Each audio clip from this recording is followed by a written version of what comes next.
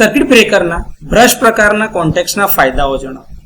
તો circuit બ્રેકરમાં brush પ્રકારના કોન્ટેક્ટ્સનો ઉપયોગ કન્વેન્શનલ એટલે કે પરંપરાગત બટ અથવા તો ફિંગર કોન્ટેક્ટ્સના બદલે કેટલીક ડિઝાઇનમાં કે જેમાં ખાસ કરીને low voltage air circuit breakers અને હાઈ કરંટ એપ્લિકેશનની અંદરમાં આ પ્રકારના કોન્ટેક્ટનો ઉપયોગ થાય છે.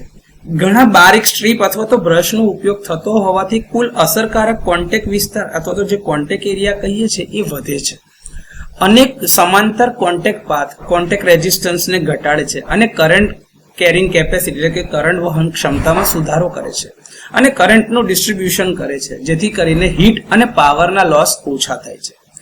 આ જે બ્રશ છે બંડલ એ એક જ સોલિડ કોન્ટેક્ટ સપાટી કરતાં વધુ અસરકારક રીતે હીટ ડિસિપેશન કરે છે, કારણ કે એમાંથી બ્રશની સપાટી નાની પેરેલલ સ્ટ્રીપ્સમાં હોય છે.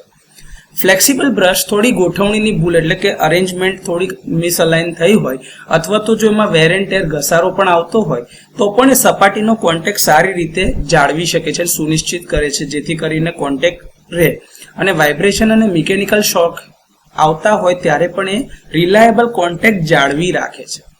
અને આમાં ઘણી બધી સ્ટ્રીપ્સ વાપરતા હોઈએ છે, જેના કારણે પર સ્ટ્રીપ જે ઘસારો થાય છે એ ઓછો થાય છે અને બધા જ કોન્ટેક્ટની અંદરમાં એ ડિસ્ટ્રીબ્યુટ થાય છે, જેના કારણે બ્રેકરના કોન્ટેક્ટ્સની મિકેનિકલ લાઈફનો વધારો થાય છે.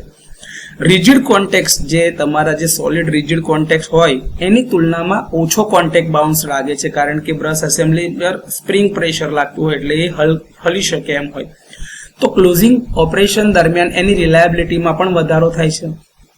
આર્ક એનર્જી બહુવિધ કોન્ટેક્ટ પોઈન્ટ્સ એટલે કે એક કરતાં વધારે કોન્ટેક્ટ પોઈન્ટ્સ પર ડિસ્ટ્રીબ્યુટ થાય છે, તેથી દરેક ઇન્ડિવિજ્યુઅલ સ્ટ્રીપ ઉપર આનો ઘસારો ઓછો થાય છે.